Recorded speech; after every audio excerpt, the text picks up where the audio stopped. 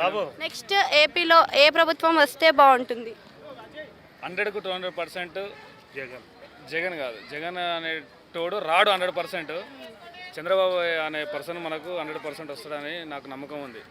ఎందుకంటే చంద్రబాబు మనకు తెలంగాణలో కానీ ఆంధ్రాలో కానీ, తెలంగాణ ఆంధ్ర విడిపోక ముందుకు తెలంగాణలో నెంబర్ 1 పొజిషన్లో ఉన్నది ముఖ్యమంత్రి అంటే మన చంద్రబాబు నాయుడే. సో అది అర్థం చేసుకోక ఆంధ్రలో ఉన్న జనాభా అర్థం చేసుకోకుండా మన జగన్ గెలిపించారు. సో ఇప్పటికీ ఆంధ్రలో ఉన్న జనాభాకు మొత్తం అందరికీ అర్థమైపోయింది.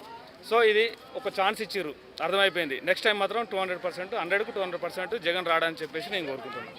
అంటే ఇప్పుడు మనకి కొన్ని మేనిఫెస్టోస్ అయితే చంద్రబాబు నాయుడు గారు చేశారు. మహిళలకు 3 గ్యాస్ సిలిండర్లు సంవత్సరానికి ఉచితంగా ఇస్తాను అని, చేయగలుగుతాడా? మేడం ఇప్పుడు జగన్కు చంద్రబాబుకు పోలిస్తే చంద్రబాబు కింద 0.001 జగన్ అనే పర్సన్. ఎందుకంటే చంద్రబాబు అనే వ్యక్తి ఎక్స్పీరియన్స్ పొలిటికల్లా ఈవెన్ మన టీఆర్ఎస్ మన కల్వకుంట్ల చంద్రశేఖర్ కూడా లేదు. ఎందుకంటే ఎక్స్పీరియన్స్ ఎక్కువ చంద్రబాబుకు.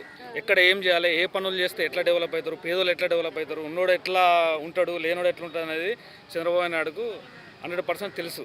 ఏ స్కీమ్ ఎలా చేస్తే బాగుంటుంది అనేది చెప్పి కూడా ఆయన ఆలోచించి చేస్తాడు ఏది చేసినా. సో ఆయన ఒక పథకం పెట్టినట్టు దానికి 200% సక్సెస్ అవుతుందని చెప్పేసి నేను అనుకుంటున్నా. సో ఆంధ్ర ప్రజలు కోరుకునేది అదే, తెలంగాణ నుంచి కూడా నేను కోరుకునేది అదే. సో ఇప్పుడు ఇలా జగన్ ఫస్ట్ టైం గెలిచిండు, నేను ఇది ఇస్తా అది ఇస్తా అని చెప్పేసి పథకాలు పెట్టినా కూడా సక్సెస్ కావాలి. సక్సెస్ కావాలంటే దానికి ఎక్స్పీరియన్స్ కావాలి, దమ్ము కావాలి. ఆ దమ్ము అనేది లేదు, అది నేను కోరుకుంటున్నా.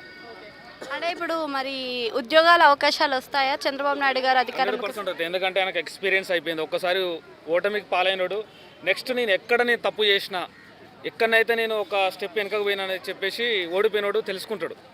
అది ఈవెన్ గేమ్ అయినా ఏదైనా సరే ఒక పర్సన్ ఎందుకు నేను బ్యాక్ అని అనేది తెలుసుకుంటాడు. దాన్ని ఊహించుకొని నెక్స్ట్ ఇంకో స్టెప్ తీసుకోగలుగుతాడు. సో చేయగలుగుతాడు 100%. ఆ నమ్మకం నాకు తెలంగాణ నుంచి నేను చెప్తున్నా. Thank you.